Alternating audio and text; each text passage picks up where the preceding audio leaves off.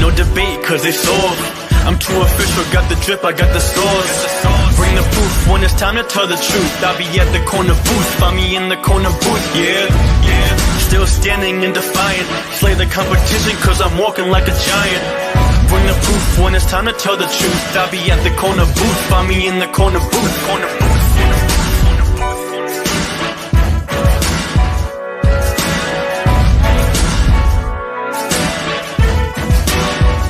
I see as well. Kate, I feel like I have not officially said this. I've tiptoed around it. Kate, will you marry me? Do I have to answer now? Or no, you have time. You can think about it. You can think about a way to say no without hurting my feelings if you want. Oh my lovely. God. I'll send you a letter. Just don't even. Right, cool. Thank you. Shit. I'll send you my address later so you can send it to my house. Yeah, I'm never giving you my address. I don't want you getting that close. Oh, I know. I absolutely love that introduction. We lost. Oh, there he is.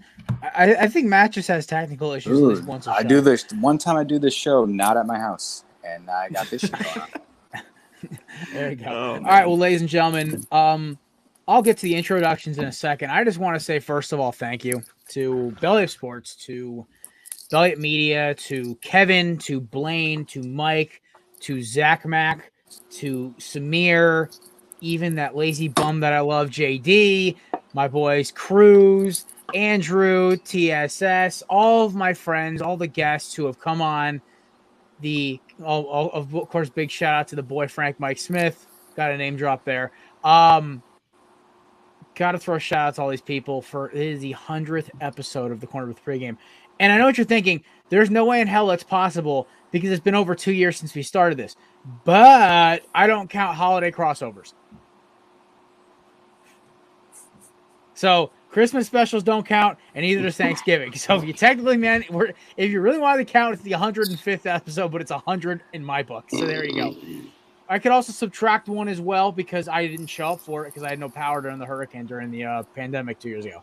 But Kevin handled his own as usual, and he will be here later. So will our other guest from the Oxford Pod, Cruz Oxenrider. Everyone knows Cruz. He finds a way to steal the show, whether we like him to or not.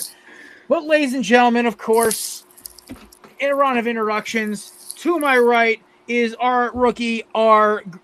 He is a former intern for Belly Up Football. He is a linebacker for Northwestern and one of the coolest Texans I know. Unfortunately, he's a Cowboys fan. We'll get over it. And if he backs away from the screen enough, he looks like he's in a damn CIA black room. Ladies and gentlemen, Grayson, man. And below me is our other rookie. This kid went to college with me, so somehow he's been able to put my BS for the last 8, 7, whatever years it's been. With the best hair in the biz, and also it goes by the name of Big Wisp because he's a quiet talker, Mr. Matt Ordazzo. And our first guest, one of 3 today, is my favorite member of the Oxcord podcast. One of the funnest dudes I know. I met this dude and instantly was like, okay, now I get why Cruz started a new podcast. This guy is the shit. I love their intern as well, but some of his takes made my brain go into a corkscrew.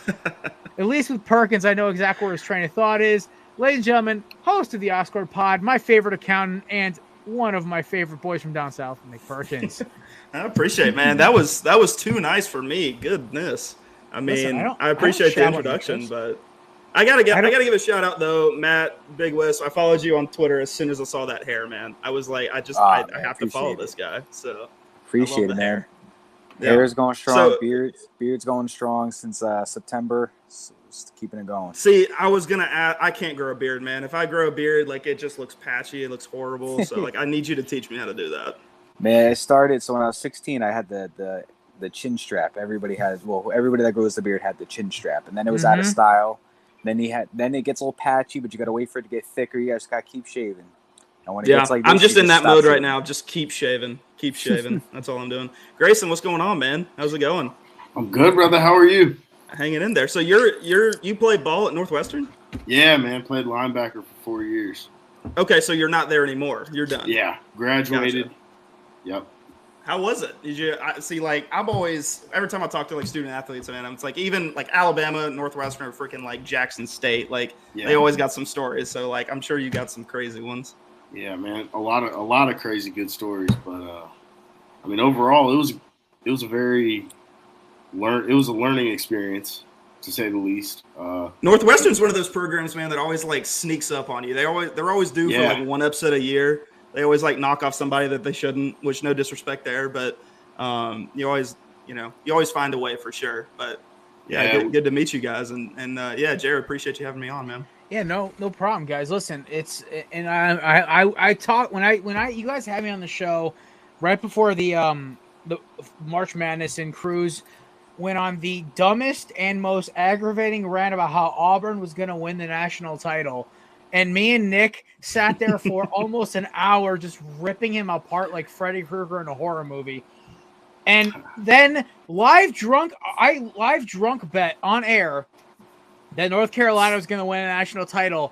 Nick, I was one bad ankle away from almost $2,000. So what were the odds on that? Well, it had to have been, what, 60, 50 to 1? It was plus 3,500. Oh, my God. No. Plus 15,000. It was ridiculous. So it was 150 to 1. Yeah. I literally bet $17 was going to walk away with $2,000. That's painful. That is so painful. It hurt. And the worst part was I felt so bad for Baycott and Caleb Love because they were both playing hurt. The thing with that North Carolina team, though, is they were not seeded correctly. Obviously, they had a tough season. But I still think they finished, 23 wins in the regular season, something like that. They should not have been an 8 seed. That's ridiculous. What up, Beth? And what up, my boys over at Fired Up Philly fans? Listen, birds all day, baby. You know how it is. And also shout out to our boy, Mr. Cooper, our guest last week. Yeah, and Jason, I'm only 1 course in. I will not start slurring yet. That is probably about 7:45. Is that the low percentage one? Yeah, I'm starting with a 5, and then I'll go to a 9, then I'll go back to a 7, and then I'll go back to an 8. When do we start dropping the liquker, though? When does that happen? Ooh, no, liquor. We learned our lesson after Kevin's Leonard Skinner rant. We keep liquor out of the show. Well, okay, so I missed that one. Give me a Cliff Notes version. So basically, I love how we're doing like a memory lane to start off the show. This is great. So basically, we had Kevin and Samir, who is unfortunately not with us tonight, his dad bought these really expensive concert tickets, and he completely spaced. And he goes, "Dude, I'm so sorry." He goes, "Buddy, it's okay. That's why we have 4 of us. We can cover. We're a 4-man crew. It's kind of nice having all these bodies." But so Kevin and Samir got an argument of Leonard Skinner versus Allman Brothers for Southern Rock, and so essentially, Kevin is a big Skinner guy. I prefer Skinner, but my mother's a big Allman Brothers fan, and so is Samir. So the two of them start arguing. Kevin's had enough glasses of whiskey that he decides he is going to just start playing the albums in the background of his record player. And I'm just like, and he just starts playing it. And our at the time, director of marketing and host of the great hockey podcast, Slapshot Sweethearts. I think they moved down the road on the network, obviously. But she's texting me behind camera. She goes, "Hey, should I get another drink?" I'm like, "He's rambling. Just let him go." It was, I think that show went 3.5 hours. We started at 6:30. We finished at 10. It was insane. I'd never seen Kevin go on a rant like that. We played almost half an album of Leonard Skinner, and they're just yelling at each other about which Southern rock band is better. And I'm just sitting there like, what the hell is happening right now? But that's why I love this show. It's because this isn't just a sports show. This is basically a pregame show for the weekend.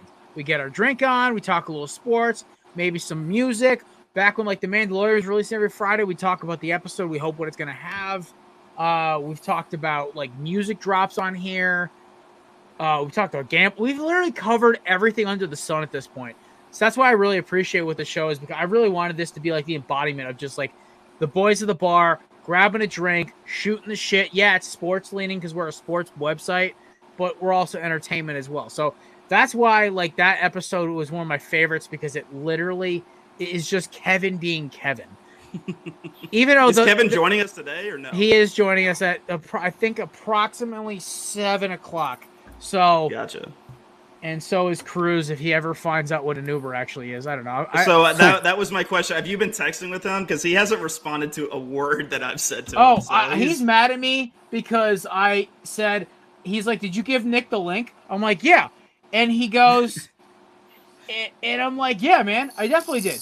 And I'm just like, I gave him the link. And he goes, no, I sent it by carrier pigeon to Nick. He's like, fine, I'll send it. I'm like, idiot, I just said it. I'm being sarcastic. So either Cruz is already wasted or he just doesn't get my sarcasm. But he's it comes off in a text message, to be fair, can come across anyway. But yes. I will say, I mean, he's probably has been drinking a little bit, he's been boozing. Little Thursday brews. I mean, listen, where are him and Kaylee right now? They're down in Savannah, right? Dude, they're in like Mexico. They're on the freaking moon. I don't know. That dude's frequent flyer miles have to be in like the 8 digits at this point. It's up there. I can't imagine how much it is, but it's got to be up there. They're not flying for free no more. There's no chance they have that many miles. Oh, hell no. I mean, and the thing is, like, I don't even know. Does Cruz just exclusively work for Barstool anymore, or does he still work for Tebow? Dude, again, same thing. I have no idea. I think he does literally everything. Everything under the sun that he's ever said, he still continues to do.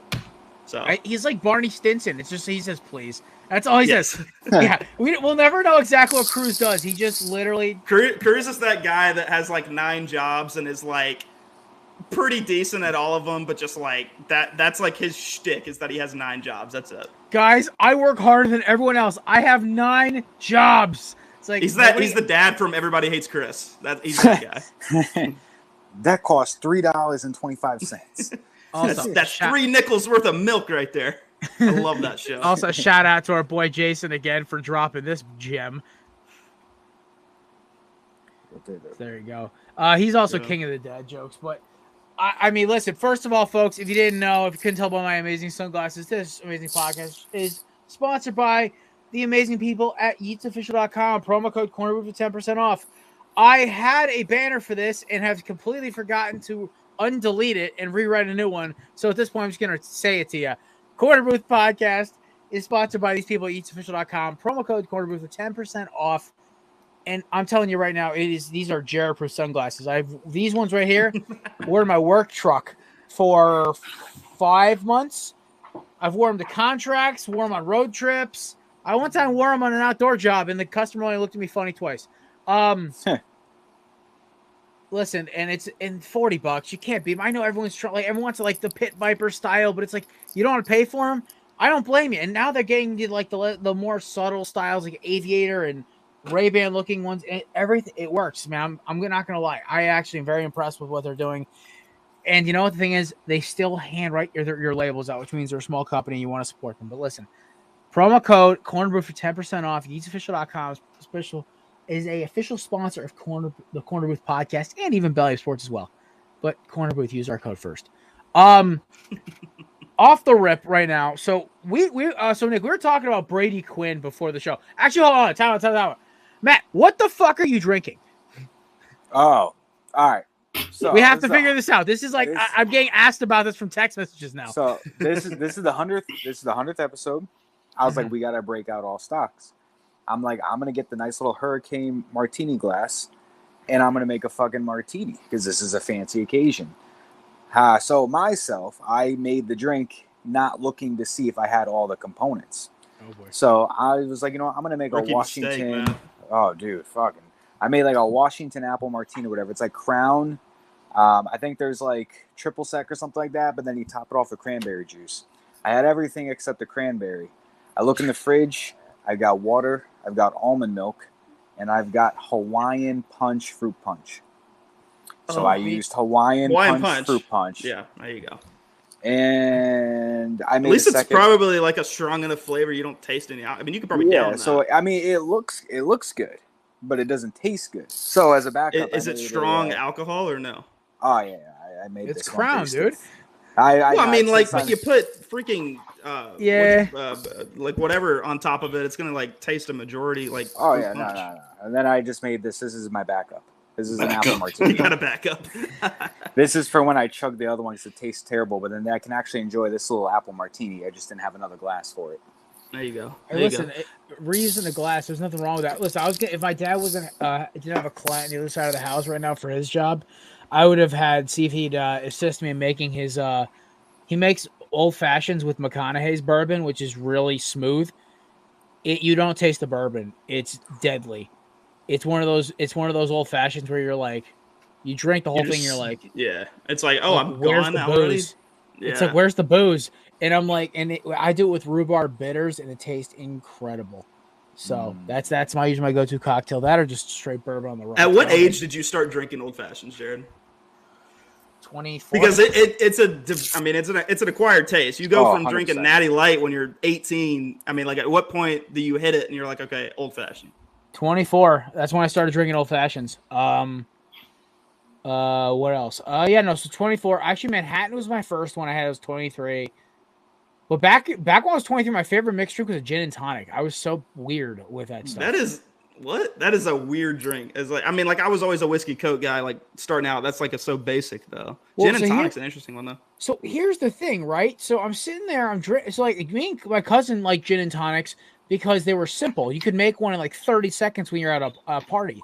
But I was always a beer guy first, or drinking vodka out of a bottle like a degenerate because I was at a party school. I mean, me and Matt, our good times. The amount of times Matt see me just slam about 4 shots of vodka out of a bottle and just go to work is just numerous. Oh, yeah. My favorite story. Well, I'll tell you, it honestly beats our intern that just straight. I mean, his 21st birthday. I think he did the show on his 21st birthday, or maybe right after, and he was just slamming Malibu right out of the bottle. And I was like, dude, that headache is gonna hurt so bad. Bro, I did that once. Me and this chick, I was trying to hook up with at a party. She literally walks up to me. She goes, "Hey, Jared, I found this bottle of Malibu in the fridge. It's my friend's, but she said she didn't want it." So I'm like, she goes, "Want to split?" I'm like, I've never had it, but screw it, why not? Dude, the next morning, it felt like somebody was like pounding my head with a sledgehammer. That is the worst hangover. Honestly, that or like a really bad red wine hangover, those are awful. Oh yeah, guaranteed. I can't do that. Can't do it. Yo, I actually have a question for you, Jared, real quick. Beth, I don't think you should brag about this, by the way. Oh my god! Casually drinking a fifth of Jaeger. Fifth of Jaeger? Oh my! Casually. Oh man. That's intense. Well, I mean, Beth was telling us on last show she comes from she has definitely a background of being able to handle the liquor. Also, thank you, Mr. McCarthy. We didn't have to light the McCarthy signal tonight for him, but we appreciate him stopping in. One of my favorite craft beer experts, Mr. McCarthy there. Hey, listen, there's nothing wrong with it, Beth. But yes, Nick, we'll do your question, then Matt. I want to hear it. I think we should tell one of these stories from college. Ooh. Well, go with Matt's story really quick because I want to hear that, and then we'll come back because mine's kind of off the wall topic. So we'll go with Matt. I want to hear a college story. All right. Oh, I was just college Jared story is more like. I was going to talk about the pregame before the football game and then the whole after the fact. Oh my god! I started slamming Yinglings on I-95 going into Jet Stadium. I know we brushed up on it last show. We never actually got into it, but we were with. I forgot that guy's name, Pat's old roommate, but Pat's old roommate who was really weird and creepy. Yeah, he was. Yeah, the only he thing offered to drive, so we weren't gonna say no. He offered to drive, and he was also a Jets fan like myself. So I was like, he's good in my book. Interesting dude, but I don't know. Jared and I we were committed. That's the best way to put it. We were the two people that were committed to this pregame. Everybody else was like, one guy was driving, and the other guy was like, I'm the directions guy. I'm gonna take it easy. Jared and I were in the back seat of this little Nissan Altima thing, just fucking pounding them. I had a 12-pack of Yingling in the back there with us. I think we knocked out 2/3 of the 12-pack before we even got over the bridge into New Jersey. Yeah. Well, put it this way, Jared was so smacked that he actually gave me his water bottle full of like vodka or whatever, and asked me to finish it because he couldn't. That's how fucked up he was. So you gave up. You left a soldier behind. Well, here's the thing. Here's the thing is though, but I was also so smacked where I tried to fight an entire section of Jets fans in the first quarter. Well, that's a horrible idea. There were other Eagles fans in our section, so it wasn't the dumbest idea. Because you're like the most stereotypical Eagles fan I've ever met in my life. That's all. Sort of, not completely though. It was an interesting game because you had the EAGLES Eagles chants, and then you had the JETS Jets chants going on. So I was so smacked, I didn't really know when to chant because they're all the same. Just the other one has just more syllables to it. So the only thing I really remember from that game was the fucking horrendous lateral by Brandon Marshall, and then the ride there, I would say. The shuttle ride there. I forgot the propane lighters for the grill were shot. They expired. Oh my god, dude! We were trying to light this thing, and we kept looking at it like, "Is it lit?" And we were like trying to put our hands in there as if like we were gonna like try and get it. And this lady came over, saw us struggling, was like, "Here, do you guys want some like charcoal burners?" Or yes, she was an Eagles fan. She poured some charcoal into her thing, and then like I was so drunk, I forgot to offer her a bratwurst. And then we would you say the Eagles fan base is like top 5 in the league? Oh yeah, because here's the thing: is like, we are not only the meanest or one of the meanest, but we are also one of the most generous. Like, we were tailgating in the Eagles parking lot for Eagles and Washington on Tuesday night, and like we were like, we were letting like Washington fans. I think it was with Washington fans. We just look at them like, we're so sorry for your existence. But here's the thing: is like Eagles fans get a bad rap because we're instigated a lot. So like the whole Vikings, whatever. Are you kidding? You throw bottles at players as they leave the field. What are you talking about? The only instigate is they kick your ass up and down the field for 4 quarters and you get pissed off. Okay, so here's the deal, right? So I'm talking about the NFC Championship game 2017, 2018, when the Vikings fans were crying victim. When basically they dressed up the Rocky statue in Vikings gear and were doing the skull chant on the steps, and they were wondering why the hell we were brutal after we stomped them out of the stadium. It's like, listen, Eagles fans are gonna be Eagles fans, but if you poke the bear, we'll still fight you even if we lose by 30. That's the problem. That's the thing. It's like you don't, and I mean this in a compliment in a way. You don't have shame, right? You get your ass kicked, and you'll still just fight and trash talk as if you're up by 30. Oh my God! There was one time I was at a bar, and there was a Cowboys fan who walked in after we just lost to Cam Newton, Eric Reed, and the Panthers. This Cowboys fan walks in. He says something off comment to me, and I turn around, and my sister, who was bartending at the bar time, just goes, "No. Your ride's outside. Just go." And her friend goes, "Jerry, what happened?" I'm like, "Oh, I almost just cold clocked 2 Cowboys fans in the middle of your bar." Jesus. I'd been drinking since 1:00. It was 4:30. The Eagles just blew a 21-point lead in the 4th quarter, and I was not having it. And I just turned around, and this guy said something fucking stupid to me, and I almost turned and swung. To the Cowboys fans, right? So it wasn't the Cowboys you playing. It was Cam Newton. Cowboys fans who literally looked like your children. In Philly? No, I was in Connecticut, back home. Okay, that's even weirder. No, they were your prototypical Northeast Cowboys fans. Like, they had, like, the stupid Navy hat with the strap on the back. Yeah. They had their stupid polo. They had North Faces on. Like, your usual lame Cowboys fans. And I'm just like, I wanted to just cold clock. Listen, the ones who wear the jean shorts and the Jordans and everything else with the high top fade, those are cool. Those are real from Texas Cowboys fans. Not the lame ones who are just bandwagons from the 90s. I mean, listen, Grayson knows what I'm talking about. He's from Dallas. He knows. Oh, yeah. You're a Cowboys fan, aren't you, Grayson? Is that what you said? Yeah, I'm a Cowboys fan.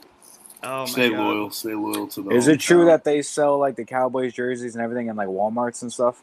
Oh, like, yeah. You can go, like, my dad was, like, at the pro shop, and the lady was like, if you go across the street to Walmart, you can get the same jersey for, like, $45 cheaper. And that's what he did. He got, like, 2 of them for the price of 1 from the pro shop. I was like, holy fuck. You can do that in Philly. There's they have like the fan gear shops in Philly. You go about 4 blocks over into like downtown from the Link, and they do it almost every stadium now, except for New York, because leave it to the Giants and Jets to put their stadium next to an overpriced strip mall, but 45 miles from anything else. Yeah, fucking. It's called the Dream. Yeah, it's a fucking dream of nothing. So Jared, you're an Eagles fan. Grayson, you're a Cowboys fan. Matt, what are you? Are you an Eagles fan? Oh, I am a Jets fan. Oh yeah. Oh my God bless. Man, I was gonna say like shit. I'm like the worst one here because I'm a Falcons guy, but I think you kind of. No, I mean I don't know. I can top everybody with. I'm a season ticket holder. Wow. How much is that? What do you have to like give them 2 nickels at the beginning of the season or something? And half your soul. Dude, so I'll break it down for you. You can go to a Patriots Jaguars game in Gillette and pay $225 for like a front row ticket. Yeah. 2 of those tickets is how much I pay for 10 games and 10 barking passes. Seriously? I pay they $500. Can't give those tickets away. Are y'all sold out season tickets wise or no? No, I'm sure. No, because they season ticket every single deck. So I do the second row from the third deck because I don't have to pay a personal seating license fee for those, like a PSL. I just pay my flat rate for my tickets for 10 of them and 10 parking passes, $500, $600 out the door, and I'm good for the whole season. There are people that go for the 100 deck and the second 100 deck. They got to pay a one-time PSL fee anywhere from maybe a couple grand to 10 grand per seat. Shit. So imagine spending $30,000 before you even pay for your season tickets just for that 1 year. I don't got that. Just for the Jets. Just for the Jets. Now to make it worse, the Giants PSL every single deck. So no matter where you sit, you got to pay a one-time seating license per seat. And does every team do that? I've never heard that before in my life. I believe every football team does. I could be wrong, but I know that to some extent, maybe not the whole stadium. But yeah, to some extent. But at least the Jets are nice enough to where we're like, listen, we acknowledge we suck, so we're not going to make you pay like extra. Yeah. But well, how are you feeling after the draft? Because y'all had a great draft. Oh, I'm feeling amazing. Yeah, like it really hit me when I was sitting there as a Falcons guy after the end of the first day. I'm like, wow. We're worse than the Jets. We are actually going to be worse than the Jets. Nick, I didn't hate your draft at all, though. I don't understand why people are ripping on it. It was the availability of really known guys, and we go with a long shot, and it's like we're in complete rebuild mode. Like at least give the fans something to be excited about. All right, but here's the thing, right? So I don't hate your defense, and now then you add Drake London, who yes, he's not a burner. But there's about 50,000 guys in the NFL who run off sub 4.4. I mean, shit, Grayson probably played with 3 or 4 of them at Northwestern. So, there's 5 at a college team that run at least a sub 4.4. And Drake London has a good body type for a young quarterback. Let's say Mariota plays okay. Awesome. Ritter gets a chance to sit for a year and not take a beating. You also have a good defense that's emerging. Go get another pass rusher next year. It's not hopeless. The only team in your division that's hopeless is the Carolina Panthers. And Cruz, when he realizes the Saints, until they actually get a real quarterback, they're not going to go anywhere. I as a Falcons guy, I don't hate Jameis, man. I really don't. I mean, they would have made the playoffs with him last year if he didn't tear an ACL. Listen, and their team got better. Like their wide receiving core went from the worst to the best in the league. Okay, I wouldn't call it the best in the league, but it's best in your division. Name someone who's better. Kansas City is still better. They lost Tyreek Hill to Miami. There's another one. Yeah, Jalen Waddle, Tyreek Hill. Parker's not there anymore. He's at the Patriots. I'd still even throw, if you want to count tight ends, I'd still even throw Seattle up there.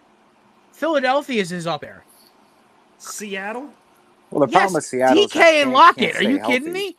That's 2 guys. The Saints have at least 4 guys that would start on half the other team. There's a difference between just. I can't believe I'm defending the Saints right now. What am I? Arizona. D-Hop is 1 foot in the grave right now. Let's be honest. Okay, no, he's 1 foot in a suspension bin. That's all. He's 31. Okay, and D-Hop takes way too good of his body, clearly, because he got busted for it, to get in a lot of trouble. Bengals.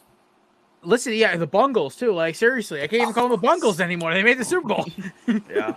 That's true. They do have a good receiving core too. They drafted. I was gonna say Grayson's Cowboys until they got rid of Amari, but still, listen, James Watkins ain't a bad number 3 now. So the Saints. The problem is I'm not a big Michael Thomas guy. Let me clarify that. But he's the same as the Drake London. He's a big bodied wide receiver. Michael Thomas's effectiveness past 10 yards drops by 20%. Oh, I 100% agree with you, but the that thing is Drake London's best ball is played when he's going vertical. Well, I think that's true. So on tape, when I had Uke, shout out to my boy, new Papa Uke, he just had his baby girl. I can't remember. He had a kid. Fuck. It was 2 months ago. We had him on the show. His wife was in labor or going into labor that week. He goes, "Yeah, I'll go on the show. We'll do our draft for you." I'm like, Okay. He's in Israel too, so he's like 5 hours ahead of us. So it's like 2 a.m. over there when we start the show. And this dude is talking about, we were talking about Drake London. I'm like, why I don't like Drake London is I don't like he can't separate from Pac-12 corners. But I love how despite the bodies on him, his ball concentration is impeccable. He doesn't mind physicality, and he finishes routes. A lot of big receivers in college, they struggle with finishing the route, coming down with the ball, and then going after the yardage. Where London never struggled was he would make the catch, he would establish possession, and then go. And as much as that seems like it's a little slow for a big guy, that's huge. Because if I'm Desmond Ridder, I'm getting chased out of the pocket by one of the monsters in that defensive lines in this league. I yeet it right at Drake London. There's a better chance that he's going to come down with it than if I try to pop Christian Watson in the back if I'm playing the Packers. I mean, I don't hate that. And the only positive thing I'll say about the draft is we, blew it up. Obviously, Matt Ryan, we took a huge salary cap there. But the only thing that I can say positive about the Falcons is every rebuild has to start with an identity. And you got Kyle Pitts, who's 6'6", Drake London, who's 6'4".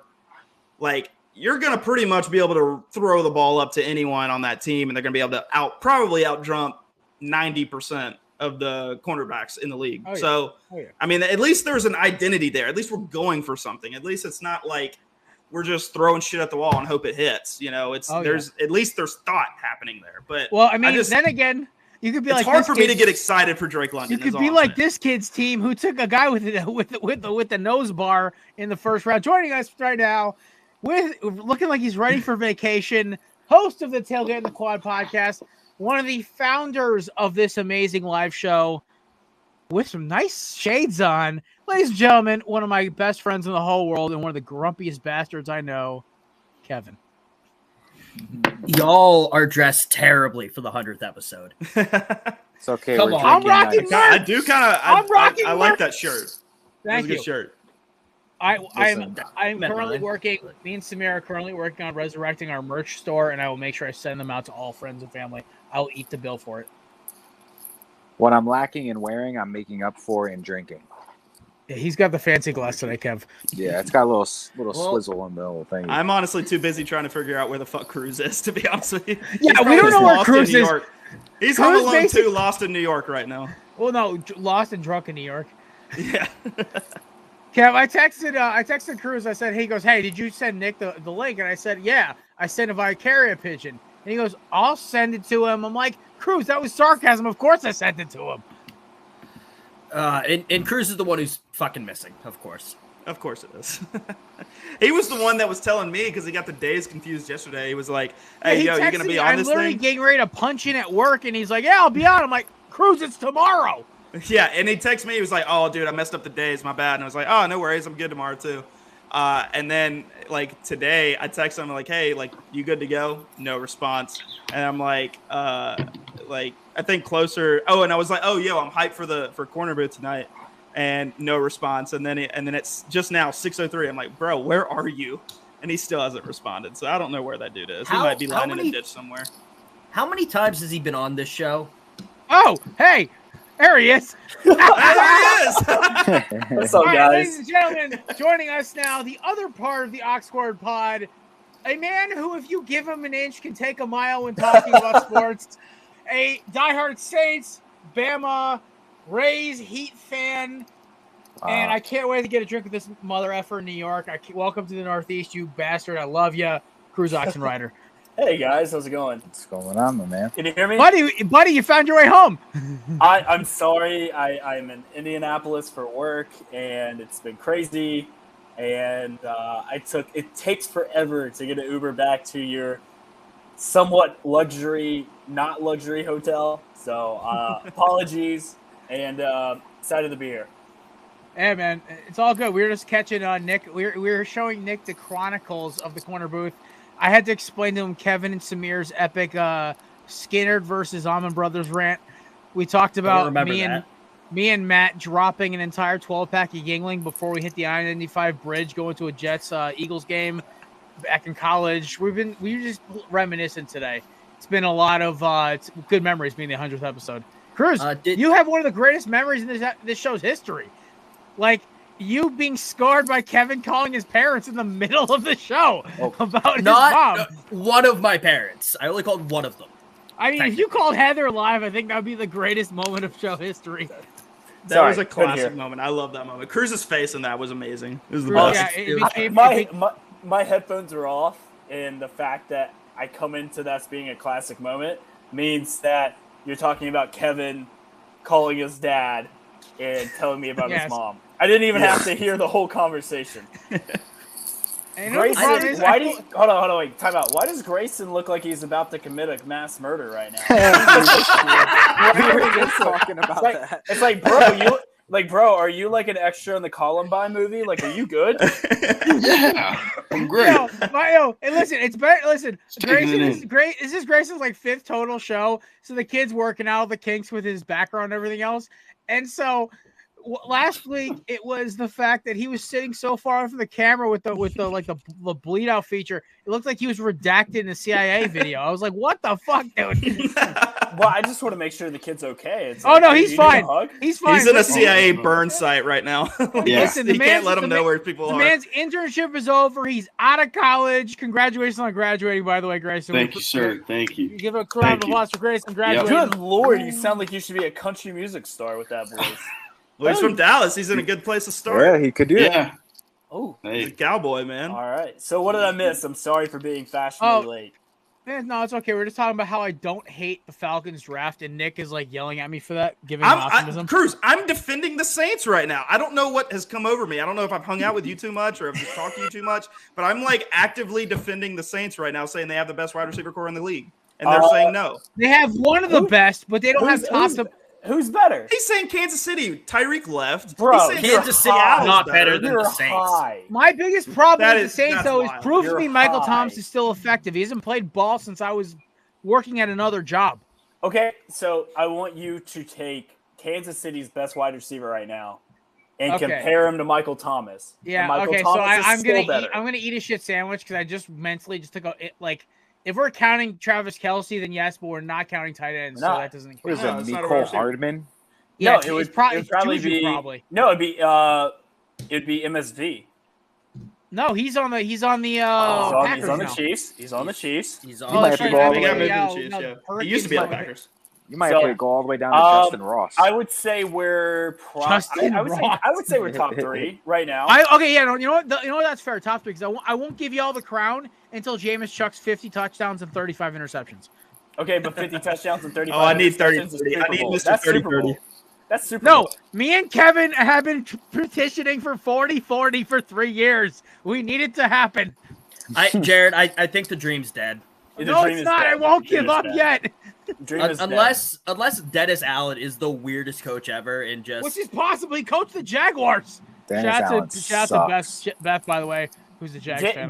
Dennis Allen won a game against Tampa with Taysom Hill as his quarterback. I think we're okay. Oh no, I'm not saying that. I'm saying like the weirdest coach. But here's the thing: Carmichael is still calling plays for the Saints, so nothing is changing. In fact, actually, I look at it as a positive because the last couple of years, Sean Payton has had his head shoved so far up his ass that he wants to prove that he's the smartest man in the NFL, and that there's no more Taysom Hill packages. There's no more cute trick plays. There's no more of this rotating. So y'all bullshit. realize he's just kind of a weird gadget player at this point? I'll put it like this. He's a glorified tight end. Tell you what, Nick, you can quote me on this. Taysom Hill will have more receiving touchdowns than Kyle Pitts will. No. Yes. Okay, Cruz, I will bet you 15. No. That's how many more touchdowns he'll have than Taysom Hill. How many touchdowns did Kyle Pitts have in year 1, bud? I think he had 1, and it was in Europe for some reason. Do you know how many receiving touchdowns? That Falcons offense was just atrocious last year. Dude, you have so many wide receivers. He's not even going to get a target. No, that's not true. He's a mismatch at tight end. He runs a 4-4. He used to. He's 33 years old. Okay, so he runs a 4-5 then. That's still great for a tight end. Then again, to Cruz's point, Michael Vick ran a 4-7 like 3 weeks ago with the Rich Run thing. So that's scary. Think about I will put it like this. I'll put it like this. I think Taysom Hill will be a very good fantasy sleeper. You literally just talked shit about Sean Payton being, as a quarterback. I understand that, but now you're This is the same guy who told us that Auburn was going to win the national title in basketball this year, and we thought Kaylee had a gun to his head the entire episode. Well, they did. That hasn't been proven yet, but I'm saying as a fact. Yeah, I want an investigation, like cameras in the room, because the only thing logical that came out of this show was me betting on North Carolina's futures live on air and almost won me $2,000. So you know what? I'll roll with it. You know what? I got to go to the Final Four and for free, so I'm not going to complain. You got to watch my dream, watching Coach K's demise live. I did. I went to his last game. It was fantastic. Dude, you should have seen. That wasn't his last game. That's his last game. That's his last game. No, it's not. That's his last game. Kevin, I really hope just because I know because like one North Carolina roster is loaded. No, I'm not a Duke fan. I don't sound like it. Kevin's all Bama all the time. They're going to be mediocre. They're not going to be a Duke team, and then Coach K's be like, "Fuck this, I'm coming back," and he's going to coach them. And the problem is now is like the ACC, because like, okay, I'm going to let you in on a little secret, because it being the one ACC basketball fan here, Duke's fucked, because I'm telling you right now, John Shire doesn't bring in the same respect that Coach K did. You can already tell by the recruiting class. This is like the last one of the Coach K tear-offs, and then you'll start to see the kind of the fall-off. It's going to see the same thing that happens when like Dabo leaves Clemson, or I won't say when Saban leaves Alabama, because I think he's a vampire and he's gonna live forever. So at this point, that motherfucker's gonna retire when like God drops the almighty hammer on the world. But I think at this point, I mean, like who's the one over in like I mean, like it's so funny, right? So with like, college coaches that are like an institution, right? It's really bad that I had to think of like what's his face, Dabo Sweeney, who I fucking can't stand. I mean, I thought the same thing was going to happen with Ohio State when Urban left. You mean what do you mean when he faked a heart attack for the 15th time? But here's the thing, Urban Meyer, and it's a huge misconception, and take this from someone who has been a huge Urban Meyer fan growing up. Urban Meyer is not an X's and O guy. He is a special teams guy. In fact, he was the special teams coordinator when he was at Bowling Green, Utah, Florida, and Ohio State. He brings in these offensive geniuses like Dan Mullen, Ryan Day, to come in and run his spread scheme. He does not coach X's and O's. He coaches fantastic special teams. That's why if you look at the Jags, while he played there, they had a great return in Agnew and their punt coverage specialists and their field goal units, even though he kicked the kicker more than the kicker kicked field goals. But God, that is. But I can say that Josh Lambo is a friend. I can say that. So, Urban Meyer like leaving Ohio State was more of like a CEO stepping down and one coming in. So it was more of like Steve Jobs leaving and then let's ask the one guy who played. Recruiting thing. Okay, let's ask the one guy who played in the damn Big Ten. Grayson, you win against Ohio State. What is it like playing against a cult-like faction that is that team? Wait, he played at a wait. He played at Northwestern. He was linebacker at Northwestern. Shit, you're smart. Okay. Hey. And he hangs out with us. It's too much credit. I mean, it's a well-oiled machine over there at Ohio State. No question. It's kind of like, one guy goes down and the coach they have the backup option, like a clone of the guy who went down before him, and. I mean, it's very organized. Urban Meyer had it structured to how he wanted all the coaches and players to interact. So, well, I mean, I gotta ask though, is Ohio State, Grayson? Is it like just playing like it's just a different week? It's just like a different like vibe than anything else. It definitely is. Honestly, I mean. They say, each week you're going to play your opponent, play them all the same, and treat each week the same. But there's definitely something special about a week where you're playing Ohio State. Just kind of like the notoriety in the Big Ten, the big bad bully, I guess, the Big Ten East. So it's always a fun time preparing to play them. All right, so Grayson, when did you go to Northwestern? 2018. I enrolled, and last year was my last season. Okay, who is the best player you played against? Played against? Yes. And I want to say Kenneth Walker. Ooh, dang, that's a good one. Yeah. Okay, Yo, is he as fast as he looks on tape? And he definitely is, and he had a big game against us. So Grayson, we were talking like at the beginning of the show. Like Northwestern's always due for like one of those crazy upsets. Right. What was the craziest upset that you were a part of, like during your time at Northwestern? I definitely. Do y'all even party after an upset like that? I mean, I know you're like a smart. No, they go back to like they go back to hour. write their articles because the best journalism school in the country. That's a fair question. Yeah. We do what we can here. You know, we win a big game like that, we're gonna party to the best of our abilities.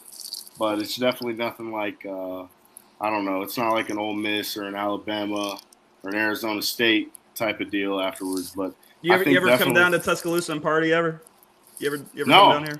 I haven't. Well, come on. You know. Come down this season, I'll man. give you the royal treatment. Listen, Grayson, what we'll do is now that Samir's 21 as of August, we'll do a corner booth tailgate trip down to Tuscaloosa. We'll kidnap Kevin on the way. Hey, by the way, shameless plug. October 8th, Texas A&M weekend. The Oxcord podcast is doing a live show at Innisfree. Okay. That weekend, you guys come down. Alrighty. You can come see how the king of Tuscaloosa lives for a little bit. So we're going to see somebody else. His ego is through the roof right now. My God. It's okay. Nick, I get even worse in person when I drink because I just take shots at people with big egos. I mean, that's fine, but you can see what a real college football. All right, so I gotta ask the Alabama fans here. Now that Jimbo took a shot at the king, fuck him, and he's being a jackass. Listen, I think listen. Was Jimbo on point? No, Jimbo fucked up. He definitely paid his guys.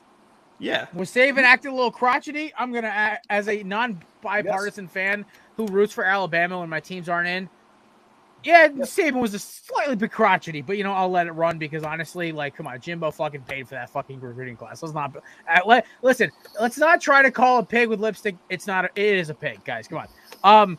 So here's the thing. As Alabama fans, will you guys be rooting for my Hurricanes against Texas A&M this year? I can root for them, but they won't win. Yeah. So listen, we have Heisman is it candidate. in College Station? Is that where it's at? I'm out. It's neutral site. Okay. We have Heisman candidate Tyler Van Dyke, Connecticut's best, right there. Remind me where Tyler Van Dyke transferred from. He was recruited to Miami. Was he? Yeah. Oh, okay. 4.5-star recruit, which I didn't think was a thing, but okay. I just want to make sure. Never heard of 4.5 stars. Or no, his like rating on Max on 247 was like 4.5 stars. So I guess I don't know where they ranked that. They give him a 4 or a 5. Probably just like a high 4-star. I don't know. Yeah, they probably rate him as high 4-star. But like, dude, the kid came in, told North Carolina State we're gonna beat your ass, and then beat their ass. So he automatically became my favorite player after that. Respect. So yeah, no, Tyler Van Dyke's like a folk hero to like Miami fans. But So fuck. I hate Jimbo Fisher anyway. Kevin knows this.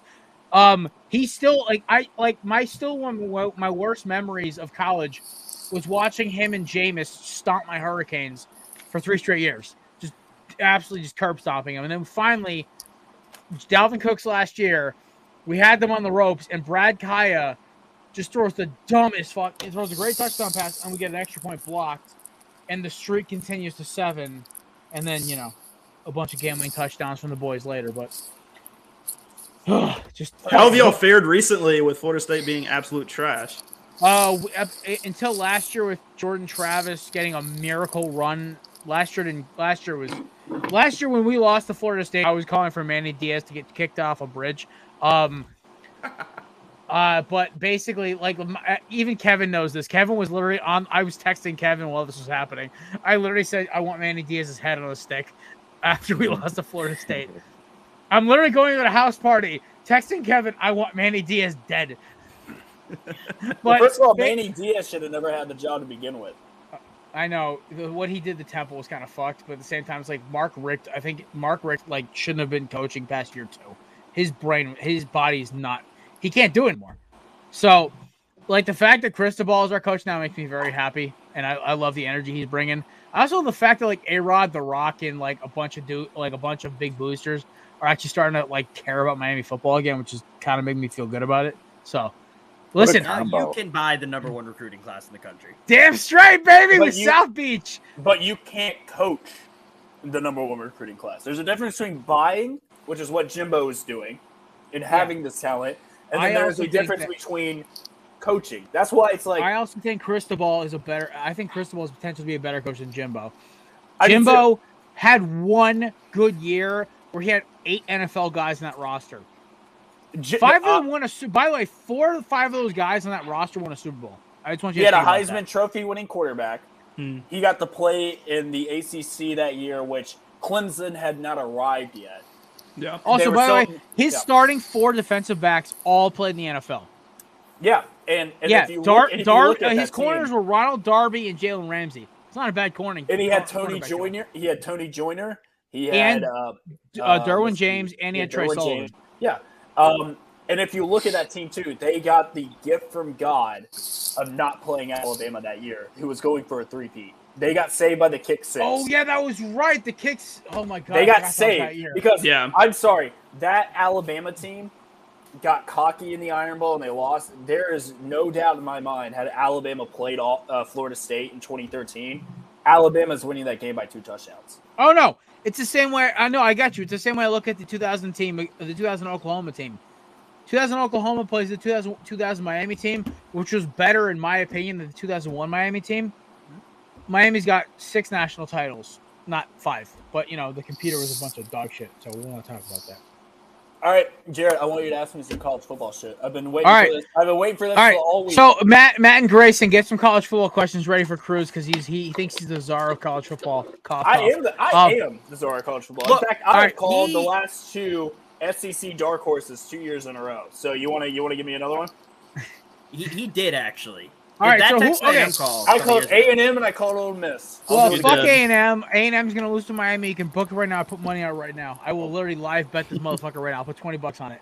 All right, the last time Jared bet on Miami to win against an SEC team, it did not go well for Miami. Okay, I never bet on Miami versus Alabama because sports betting was not legal in Connecticut at that point yet. The last time I bet in Cruz and Nick's presence, I almost won $2,000. So I will roll with my chances here. Fair also, enough.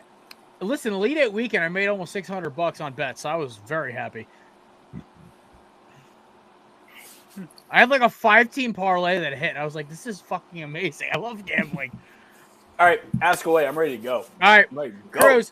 Cruz, do you actually think Clemson's going to actually make any is going to? I think DJ is done, but do you think Clemson is legit going to actually make a run at ACC title this year? I actually have them finishing second in their division this year. Who do you have first in their? Well, no, ACC's going to pods next year. They're going not this year. I have NC State winning. I think they have a better quarterback. I think their defense is legit. I think right now they probably have 3 guys on defense that can go in the first day of the NFL draft. 4 in the top. I have 5 in the first 2 days. Their wide receivers are legit. I like their head coach. They recruited well. I think they're an underrated, tough team that knows how to win, and they're not scared of Clemson. Here's the thing. NC State has had Clemson's, best shot every year. Even when they had Trevor Lawrence, Deshaun Watson, Taj Boyd, does not matter. NC State plays them tough. Same with Florida State. When Florida State had Jameis and they had all the good vibes going there, NC State plays them tough. I really like NC State this year. I will say this, though. The ACC is probably this year is up for grabs. It's anyone's team. I want to see what Pitt does. I want to see what Wake Forest does with Sam Hartman. Miami, are they actually back? Is Florida State moving in the right track? But I think I like NC State the best this year. They're not. Mike Norvell is going to keep corkscrewing this into the ground. I will say this. Mike Norvell is going to set up the next head coach for success, which I think their next head coach is going to be Deion Sanders. I don't listen. After that'd be nice. That would be nuts. The Travis Hunter thing, I think maybe put a big axe in that one. That's what I thought, but also we talked about this on Oxford. Listen, let Prime come in, all right? We need some competition. This rivalry's been one-sided for almost a decade now. I don't think you want that, Jared. You don't I'll want be that. real In with you. fact, I don't think you want that. College football does not want that. The reason why I say that, if Deion Sanders can get the number one player in America to come to Jackson State, where honestly, let's be real, he's probably going to transfer in 2 years. He's gonna show his tape. He's gonna hit the transfer portal, and then he's gonna make more money in the NIL and at a bigger program like Alabama, Florida State, Georgia, wherever he decides to go. If Prime goes to Florida State, we are looking at possibly maybe one of the best recruiting classes of all time that he can get. Like, I'm telling you, he will dominate recruiting in the state of Florida. Defensive backs, athletes. You want two-way players. You want coaches with swag. Because here's the thing. Deion knows he's not an X's and O's guy.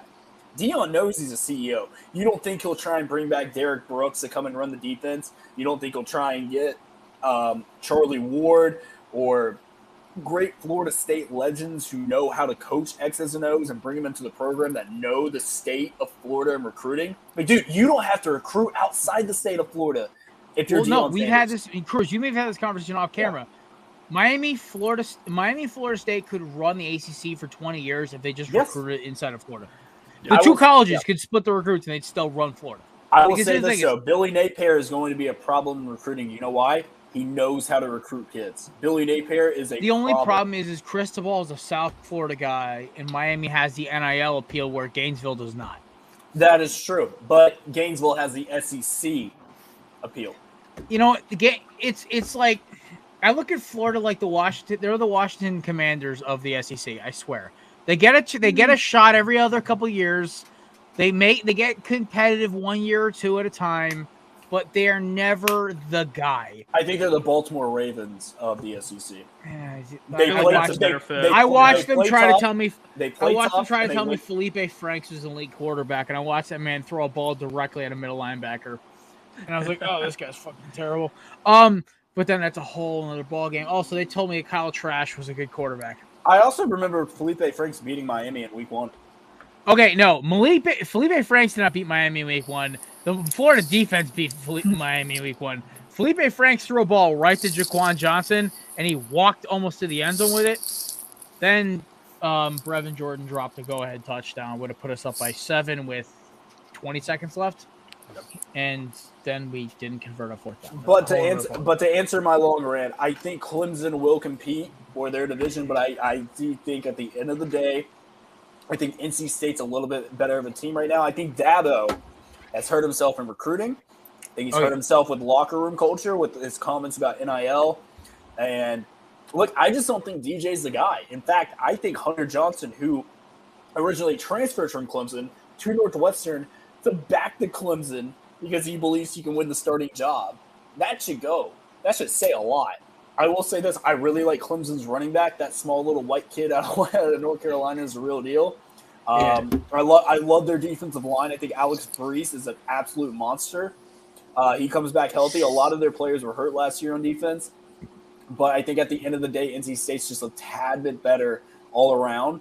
And there's just something about this NC State team that's where it's like, you know, when you look at a team and you're like, okay, this is their year, their seniors are back, like it's like it just makes sense. I think this is that team. And NC State's had teams like that, like where they had Phillip Rivers and Torrey Holt. Yeah. Or where they've had Russell Wilson or Mike Glennon. Like, I think this is just one of those teams. So I'm happy you said NC State because my ACC title game this year, we're gonna do a way too early college preview next time we have Kevin on the podcast, and maybe even you as well, or even Nick at this point. Honestly, I would love to have all three of you. But basically, I had my ACC for the ACC. I had Miami and North Carolina State was the title game.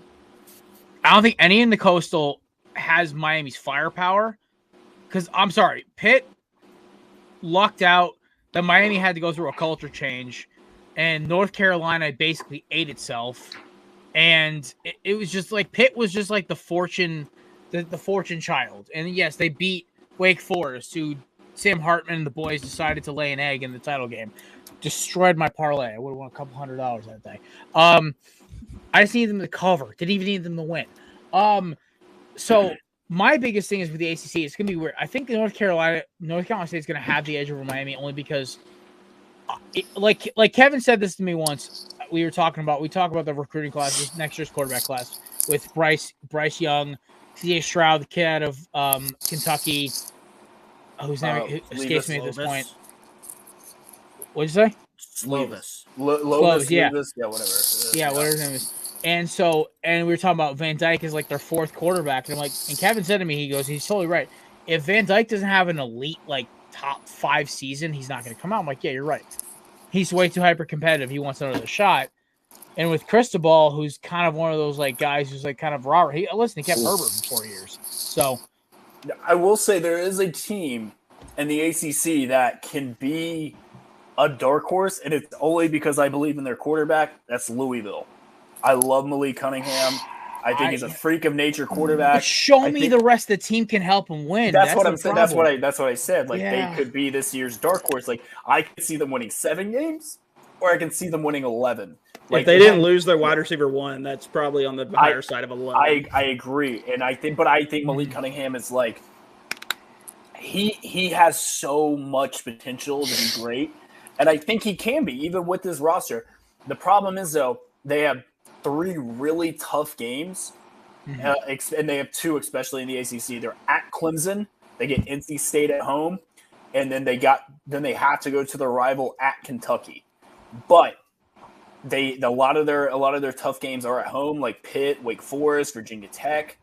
They got Syracuse, UCF, like is a total mess right now, so I think they can win that. I could see them being a problem. Now it depends. Like, are they going to finally like live up to expectations? Because, like I said, Malik Cunningham is just it's one of those guys where it's like, hey, how good can you actually be? Like Lamar Jackson. That Louisville team had no business being as good as it was, but it was Lamar Jackson that pushed him over the top. Can Malik Cunningham be that guy? Yeah. That Lamar Jackson year, that was the most like out of nowhere. Absolute. Well, it was a guarantee he was a Heisman. It was like week 6. It was like not even a debate. It was like the 2011 Cam Newton year where it was just like it was a no-brainer he was going to win the Heisman Trophy. It was like holy shit. Like or what Tebow? What was the first Tebow year when he went like? It was 07. 07. That was right. I was I think that was his first year as a starter. Yeah. I will say though, he was unreal. He was unreal, but it wasn't until Dennis Dixon tore his ACL, and then that next week. Yo, I love D-Dix. Don't I know. Listen, that was my dog. I love Dennis Dixon. That hurt because like I used to root for Dennis Dixon was one of the players that made me like try to like I always hung around like the Oregon players. I liked to root for them because I still never had a team, but like I liked Dennis Dixon. I loved little Garrett Blount, Michael James, and so Dennis Dixon was like I'm like oh my god, these dudes with the sick uniforms are about to win win a Heisman, and then Dennis Dixon blows the ACL. I watched it against Arizona. I mean, they lost that game. And they were number 2 in the country. And then that next week, Tim Tebow had 7 touchdowns against South Carolina. I think it was in like 7th or 8th grade or whatever. And I'm watching this live. I'm like, what? Yeah, that's how it happens. Mm-hmm. And it's just the unfortunate thing of it. It's the ACC. I think the SEC has like a gift from God for stuff and things like that. But listen, so. We're going to talk about this. We're going to get off college football for a little bit, honestly, because I want to talk about some pro ball. So, speaking of college superstars, Brady Quinn. Matt brought this up pre-show.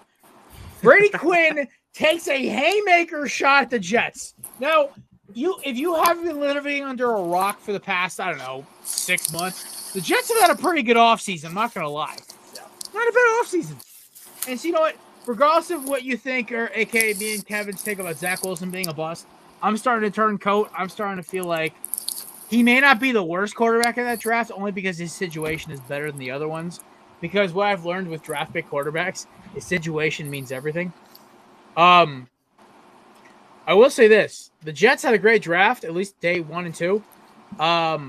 Day 3, that's when we're going to find out later, obviously. But Brady Quinn basically was shitting. Actually, no. Matt, you're the Jets fan. You take it away. You summarize this perfectly. First of all, Brady Quinn sucks. Let's get that out the way. Brady Quinn sits when he takes a piss. That's how much he sucks. So let's get that out the way. Fuck Brady Quinn. No, I'm so mad because like he's shitting on the Jets, just like going down. I know the schedule's tough, but like we made a lot of additions in free agency. We had an amazing draft, and this guy's got us winning like I don't know 3 or 4 games or so. Pretty much like just doing worse than last year. Then, so he goes out there and he's like, "Oh, the Jets should pretty much." They're going to do next season. They should just give Zach Wilson the Josh Rosen treatment and just axe him for like CJ Stroud or Bryce Young or wherever they can get it in the first round. He's like, because they're going to be like a high pick in the first round is what he's saying. And I'm like, bro, one, this guy was the biggest Sam Darnold fan coming out of college. Like this guy was like, I will take Sam Darnold #1 overall to the Browns any day. This is the guy for us. And then Sam Darnold chokes with the Jets, chokes with the Panthers, and he blames the general manager for their failures. And I'm like, bro, no. Your golden boy sucks. Zach Wilson is not the issue. Sam Darnold's the issue. But you can't tell me that you need to get rid of a guy after 2 years when you just gave him 3 tight ends. You got Uzama, Conklin, and Ruckert from the draft. You went from having fucking Braxton Berrios, Vincent Smith, Jeff Smith, and fucking lacrosse boy Chris Hogan to Garrett Wilson, Corey Davis, Elijah Moore, and Braxton Berrios. Like you got Breece Hall and Michael Carter. This is an entirely different offense compared to the last couple years of the Jets. Mind you, that offensive line, Mekhi Becton, Lincoln Tomlinson, Connor McGovern, Elijah Vera Tucker, and quietly George Fant is being a really good right tackle for us. You got a great offensive line too. This guy is saying, well, you got to give Zach Wilson the Josh Rosen treatment. I was like, bro, let's just see how this fucking guy plays. Mind you, sophomore season, it's not like he's been in the league for 5 years. So Brady Quinn, high-key sucks fucking eggs, and he sucks as an analyst after this. Can I say something, though, is that, like, I'm looking at your schedule right now. You guys will be lucky to not go 0-10. They're gonna have a rough start. Your first 10 games are brutal. Ravens, Browns, Bengals, Steelers, Dolphins, Packers, Broncos, Patriots, Bills. I will say this in his defense. Let's be honest. There's about a 50% shot Deshaun Watson suspended for that game. I will still take the Browns and Baker. Oh, I will. I will take the. I will take against the Jets. Yeah. Yes. Oh no, I will take the Jets. If I were Baker, I would refuse to play. Well, you're basically requiring Brissett. It's an audition. It's like Baker will be smart. No, but Baker's been so. They basically have told the Browns what they did to Baker is just their banking karma's gonna fuck them at this point. Well, that's the problem. Baker or is it I am Jacoby rooting Brissett? So hard against the Browns this year because of what they did to Baker, and I'm not even a Baker fan. Okay, so hear me out. If Baker goes out with Deshaun, let's hypothetically say Deshaun's out 10 games. Mm-hmm. Let's let that, and that's being generous at this point because right now, with the new allegation coming out, it could really be the entire season. Mm-hmm. If Baker goes out, your prediction's coming through, dog. If Baker goes out and he goes, let's say 7-3 with this roster, playing in the AFC North, and he auditions well, Baker will be the #1 free agent come next March. He is playing for a job. Plus, he has a stacked roster. He has a great defense, 2 stud running backs. Yes, our wide receiver room is not great, but I think Amari Cooper is a safe weapon for Baker. And to come in and put up like a 7-3 record, at worst 6-4 before Deshaun gets back, he's playing himself into a new job. It's kind of like what Teddy Bridgewater did when Drew Brees got hurt. Teddy came in with that stacked roster, did what he needed to do, went 5-0, and then he got the bag with Carolina the next year. Now, granted, I'm not saying it worked out with Carolina, but he got his money. That's what Baker needs to do in this situation. So, like, I fully agree. Like, Baker should play. He should ball out. He should just keep his mouth shut and then go get the bag in the offseason. And then, hell, if he really wants to, go to an AFC North team. Like, what if Pickett doesn't work out this year? Go to the Steelers, and then you get to play the Browns. You really think they're going to Rosen Pickett? They're going to Rosen Pickett like that 1 year? No, I don't think they would. But that's not the Steelers brand at all. That's not the Steelers brand at all. I'm just saying that would be hilarious if he did. With Baker though, Wouldn't it make more sense? Because there's no trade market for him. No one's gonna match what the Browns are asking for. I don't know what they're asking for, but all I think I think it's a third round now. No, it's a day 2. They were asking for a day 2 pick. But they want the Browns to take the majority of his salary. Right. Wouldn't it make more sense, I feel, for Baker? Because he just came off an injury-plagued season. Why would he potentially injure himself again to put the Browns in a good spot for the guy they traded a bunch of picks for, gave him the largest guaranteed contract in NFL history? Wouldn't it make more sense just to say, fuck you, I'm not playing? Do what Deshaun did, because clearly that didn't hurt Deshaun, even though his team kind of sucked. Deshaun is Deshaun, though. Like, that's, yeah, that's but, not even but Baker was a Heisman winner, too. Fair, it's like, he's not like he's a terrible quarterback. Well, but also in the NFL. Like, he's not. But, and then he's a mid-tier quarterback in the NFL. He has a spot. He has a spot on a roster. And then take, instead of a big contract being the number one guy, take like a mid-level contract, a 1-year deal for a team that wants him there. Because let's say Houston. Let's say he balls out. He's the top free agent. Let's also say he gets injured and sucks. He's getting league minimum. Without playing, he gets a couple $1 million and is a mid-level free agent quarterback. But what if he goes and balls out? Then he gets like the Teddy Bridgewater treatment. He gets that like high, like 80. I'm not saying he's going to get triple digits. He can get like 85 mil a year though. I'm saying like if he goes, would you gamble that at this point in your career? Would you go there? You go out there and blow out a knee, you're done. No, but here's the thing: if you're a team like the Browns, where this is a good team that can win now because they have the pieces. Like, if I'm Baker, I can go out and make myself look better than I'm actually am with a roster that's good. I can go 8-2. I can go 6-4, depending on how many games he needs to go. Like, he can go out there. Like, shit, dude, what if he takes the Browns to the playoffs? Do you know how many teams, instead of risking it on a rookie quarterback who they don't know how good he's going to be, gets a guy who's taken the Browns to the playoffs, not once, but twice, which not a lot of Browns quarterbacks can say. The problem is you also have to realize that would mean Baker swallowing his pride, which we know he rarely does. On top of that, the Browns basically said, "Yeah, we're gonna take your option, right? We're gonna take your option." They're like, "Oh, we're not gonna trade you. We're not gonna go after Watson." And then they get Watson, and they basically chuck Baker out to the wolves, right? So if I'm Baker Mayfield, I agree with Kevin completely. I'm sitting back, relaxing, watching the anarchy ensue. Because shout out to my boy Grayson here. He brought up a good point. With this new allegation, right, this 23rd lawsuit that's coming in, Roger could drop a 10-game, 12-game. Fuck, he could drop a commissioner exempt list and then still suspend him next year because he still has the right to do that as the commissioner. Yeah. So here's the problem. The Browns are staring down a freaking shotgun of a bad idea of a suspension going after a $230 million guaranteed contract. So here's the problem. You know what, Baker Mayfield? I'm sitting here. I'm going to just watch, relax. Listen, my progressive commercials have paid me and Emily Wilkinson enough to He's relax. not that guy. I know, but here's the thing is, you get disrespected that bad by a team you took to the playoffs after they were a dog shit organization, I would sit on the bench too. Fuck Cleveland. So here I completely agree with that like thought process, but Baker's not that guy. He's always had a chip on his shoulder. He's a two-time walk-on. This should add to it. No, he's a two-time walk-on. You don't think that he wants to go out there and perform knowing that he's not going to be there next year. So he's basically going out there. If I perform well and I'm doing it for like a fifth of the money they're paying Deshaun Watson, and he goes out and he balls out and he helps put the Browns in playoff position before he leaves, you don't think that's a big middle finger being like, dude, you could have had me?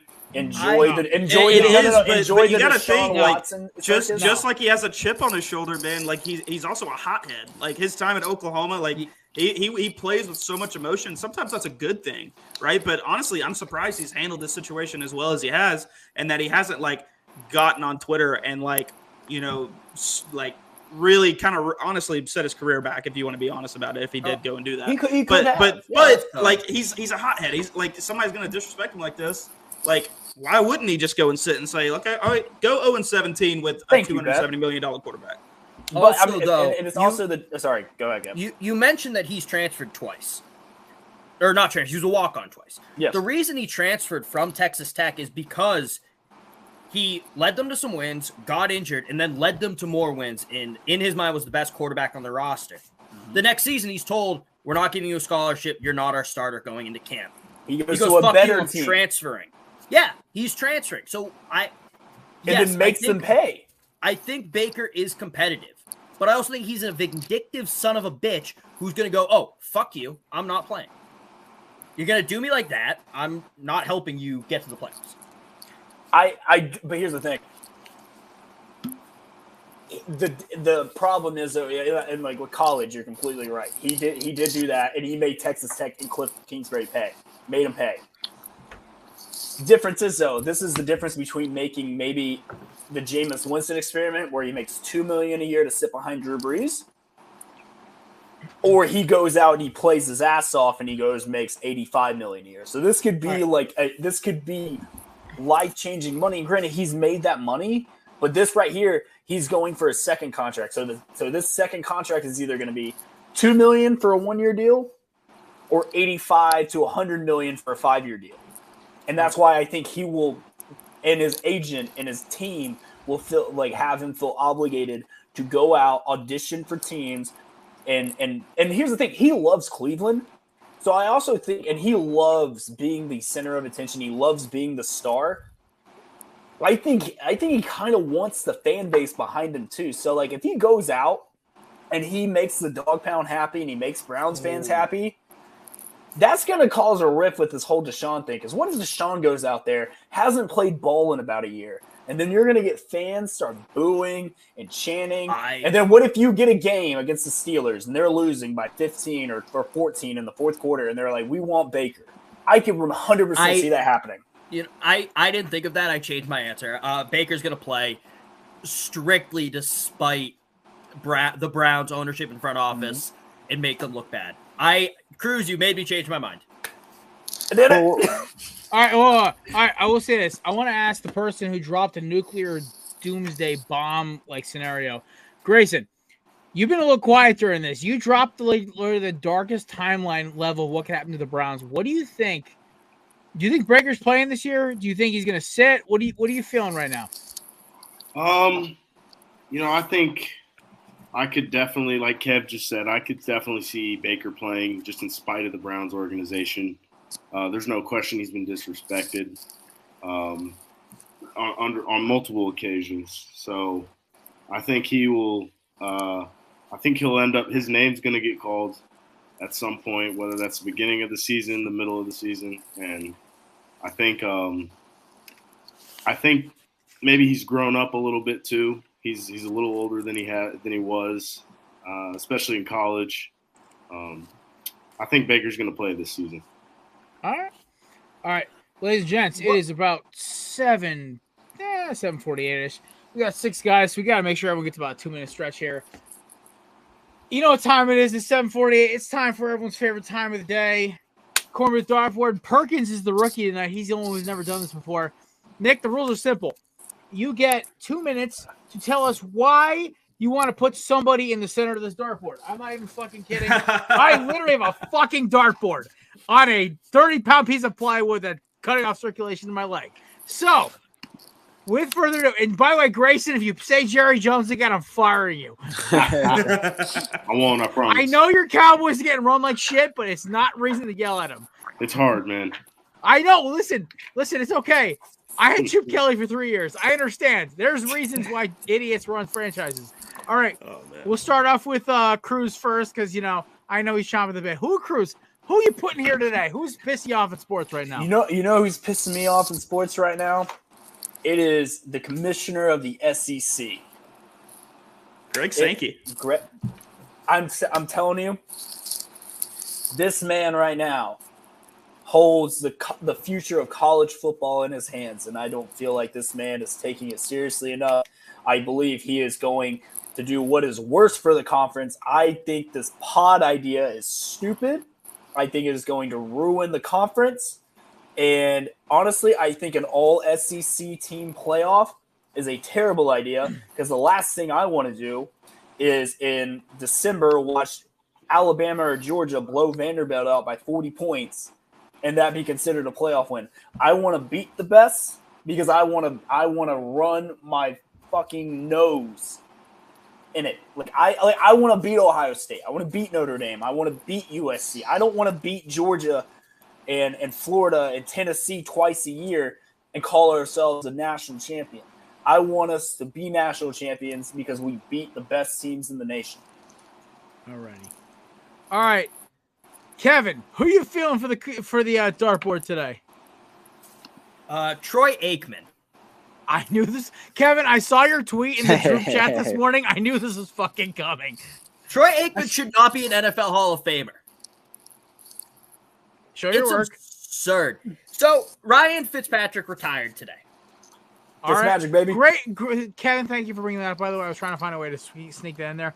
Great career, Fitzmagic. Love you, buddy. He has more yards, more touchdowns, a better touchdown to interception ratio, a higher passer rating, and I believe more rushing touchdowns than Troy Aikman has. However, Troy Aikman had the benefit of playing with arguably the greatest running back of all time. Some people have Emmitt Smith at one. I think Barry Sanders is better. I say third behind him and Peterson, but yeah. I think Jim Brown. Walter Payton? That's why I said arguably. No, I was talking to Jared. I said Peterson. Yeah, I know. Well, you're not going to. He's arguing Peyton. He's arguing Peyton. And Peyton too. I think Emmitt Smith had the benefit of playing for the longest, but the whole other story. Chris Ivory. Who said that? Hey, Saints go. Saints go. No, Matt, you're getting muted for that one. And Michael Irvin. So Troy Aikman should not be a fucking NFL Hall of Famer. I've been arguing this for years now. It's a joke. Some people also brought up Joe Namath, but I'm not going to slander Joe Namath. That was me. Broadway Joe, baby.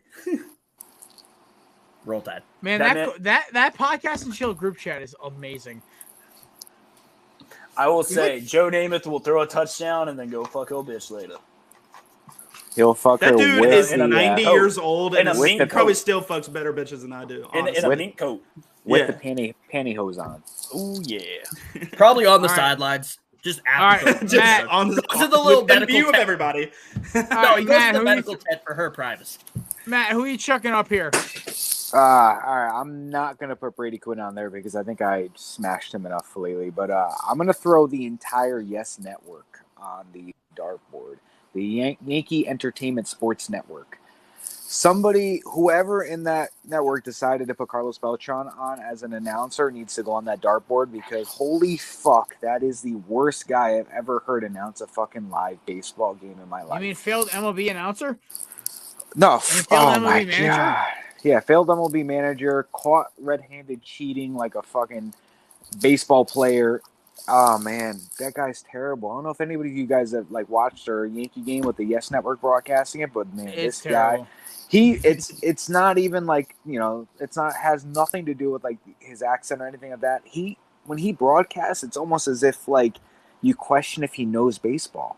And this is Carlos Beltran. And I'm listening to him talk, and I'm like, he's saying sentences, and I'm like, bro, this doesn't make any sense. And he's just going on. It's like somebody that doesn't know anything about the topic, but they're just saying stuff to just say things, just so they have that participation grade in class. Man, it's fucking brutal. But shout out to Cameron Maben, because he's pretty good. But Carlos Beltran, man, no. I don't know. I have a joke. What is broadcaster now? What do Yankees fans and the Yes Network have in common? I don't know if I want to know, but what's going on? They're mediocre and they live in the past. You got the living in the past part correct. Because I still throw the rings out there when I have nothing else to argue. Yeah, I mean. Also, Matt, Cruz is a Rays fan. Yeah, the Rays have been to the World Series more often than the Yankees have lately. Listen, I just keep my mouth shut in baseball because my team hasn't done anything relevant to say knocked off the Yankees after 9/11. I will give the Rays credit. They've got the best manager in the division, and they've got arguably the most talented roster for that payroll ratio in the division. Not even close. We are the dollar general of the MLB. All right. All right, so we gotta get this out of the way. All right, Nick, you've had about 4 slots now. Yeah, I got some time to think about it.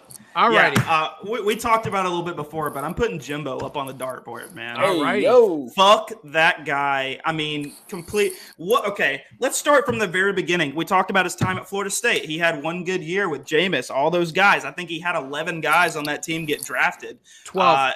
4 or 5 of them were first-round draft picks. I mean, like, unbelievable talent. So we just stick this guy on a pedestal, right, and say he is on par with Kirby Smart and Nick Saban and all these other coaches in college football nowadays because he won one a decade ago. Okay, so now we're gonna go give him like what is his coach's contract at A&M? Like $100 million over 5 years, something crazy like that. So they give him the world at Texas A&M just for him to go 10-2 the first year. Good call, Cruz. They were a dark horse that year, but then they regressed to 8-4, and then all of a sudden, all you hear is Jimbo Fisher and that cult of a fan base.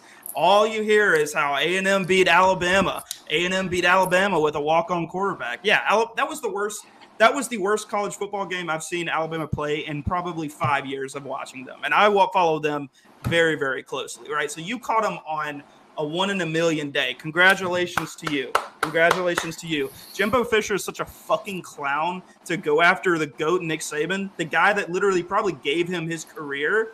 I mean, to go after him saying he has skeletons in the closet when, Jimbo, you probably done way more fucked up shit than Saban ever had. At least Saban's putting players in the NFL.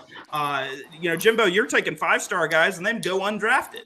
So, I mean, for Jimbo to having the background he has from burning the program of Florida State to the ground and then jumping ship to go get paid at Yes, A&M, Lord. just to then go 8-4 and then in the following offseason go after Nick Saban for having skeletons in the closet. Yeah, dude, go fuck yourself.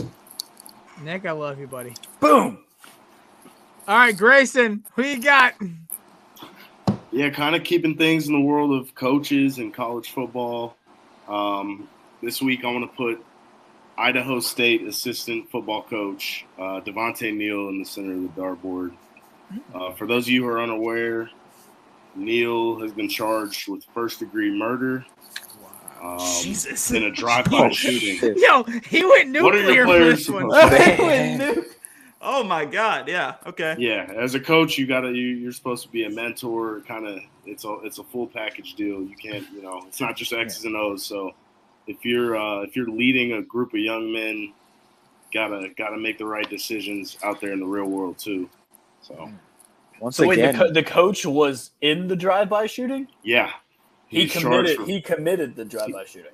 He committed the drive-by shooting. He's on charged first-degree murder. No, not on a player. Okay. No. Oh, man. I mean, I shouldn't laugh. I'm just asking questions. No. If it wasn't a player, he should have missed his blocking assignment. Jesus. God.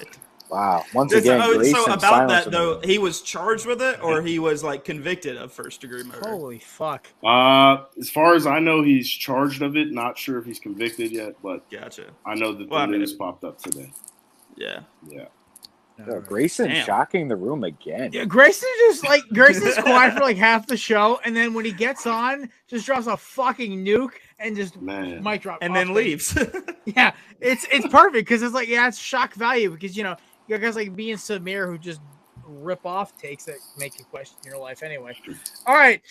Speaking of takes that make me question my life existence, my dartboard today is Chris Sims. Anybody who's in the podcast and chill chat knows that I despise that moron. I hate his father. I hate him. I hate that whole family name. It's like the Lannisters hating the freaking Starks in Game of Thrones. I hate that motherfucker. And here's the thing. How are you going to tell me that 4 unproven rookies from last year's class are better than Jalen Hurts? Listen, I know Hurts has to prove himself next year. That's not a fucking question. Here's the thing, though.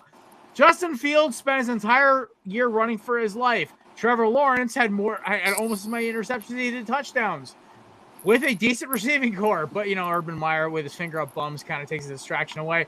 Here's the other thing. Zach Wilson was best highlight play of his season last year was running for his life against a Jacksonville team that had quit on their coach.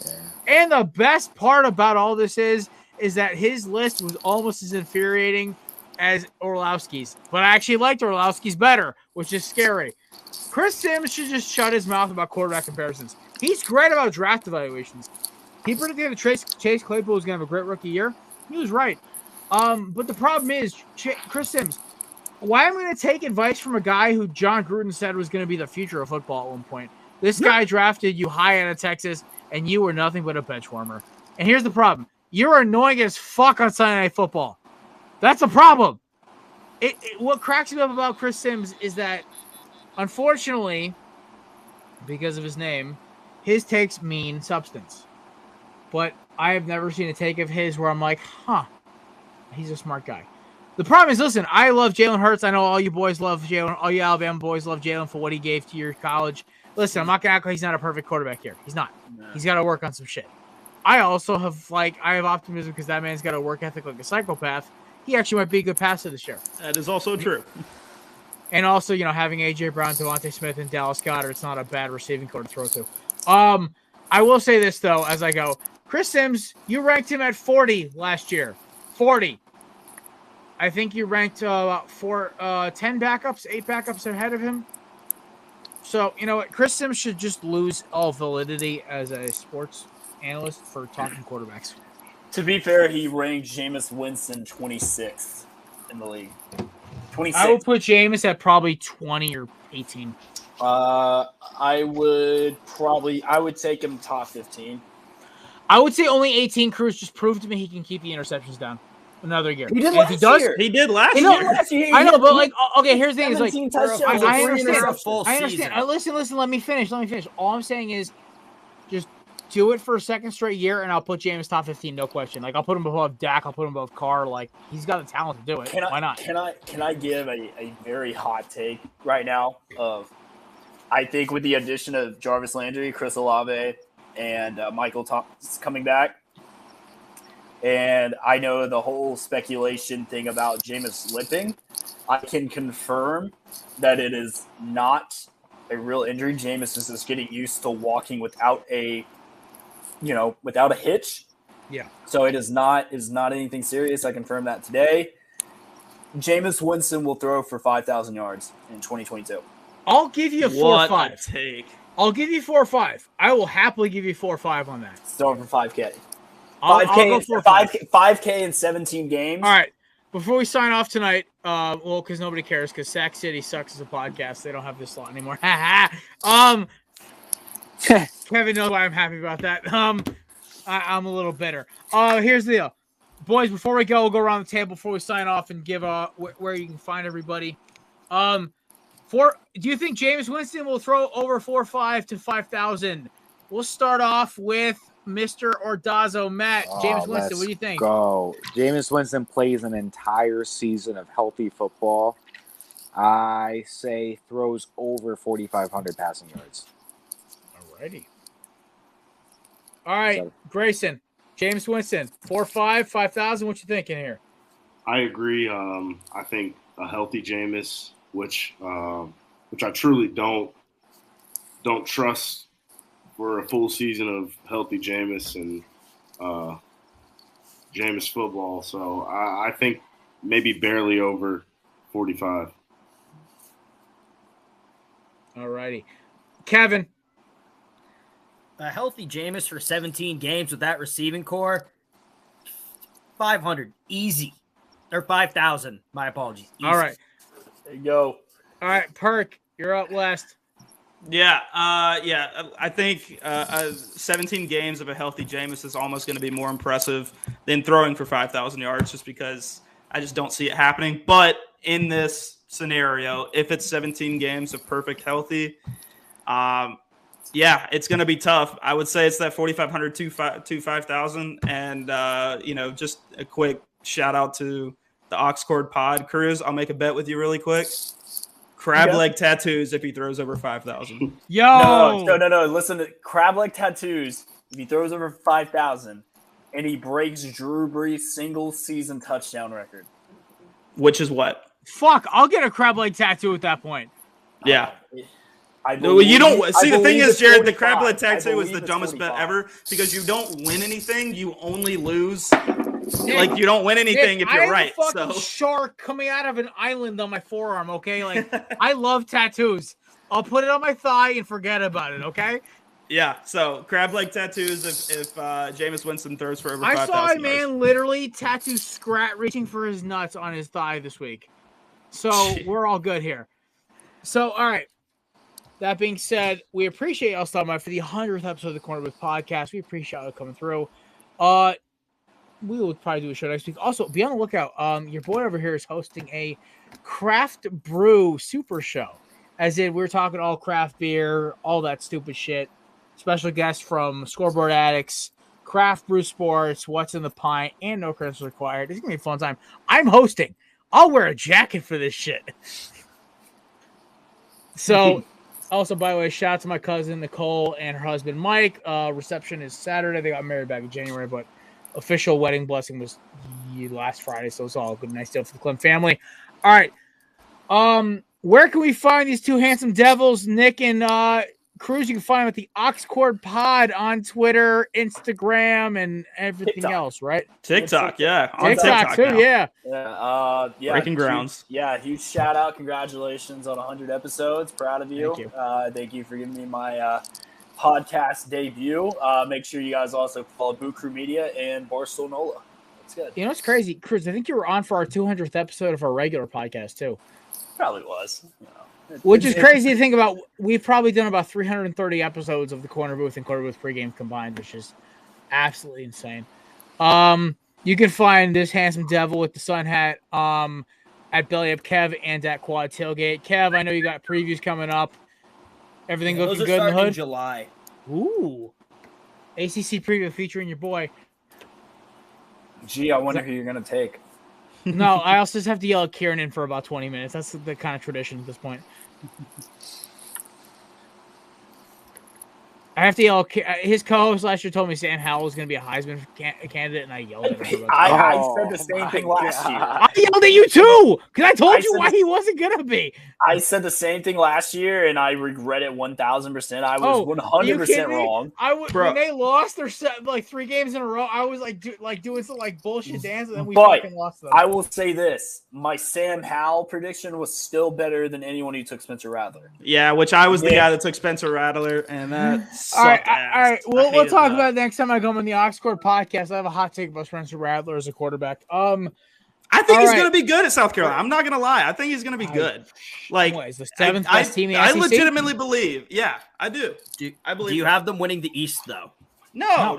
That is a take. That is a take of seeing more and more. But South Carolina coming in 2nd or 3rd in the East, that is such a positive set for them. I'm saying if they do 2nd or 3rd, that is such a successful season for them. It's unreal. 2nd-year coach, unreal. That'd be a great season for them. Kentucky might shock the world and win the East this year. There's no chance. I love it. I would love it so much because that would just be like a total culture shock to everything. You can find Grayson and Matt at this amazing podcast here at Corner Pod. And I would like to say, as we sign off now, as we're 8 minutes over, I don't really give a fuck because honestly, Sac City sucks. You're your own boss, Jared. You're good. I am. Damn, right? I want to say thank you to everybody. It's crazy. Kevin texted me about 2.5 years ago. He said, "Hey, Mike wants to do this thing with his live stream. We got the 6:30 to 8:30. It's time for the 6 to 8 o'clock slot." I'm like, "All right, got it."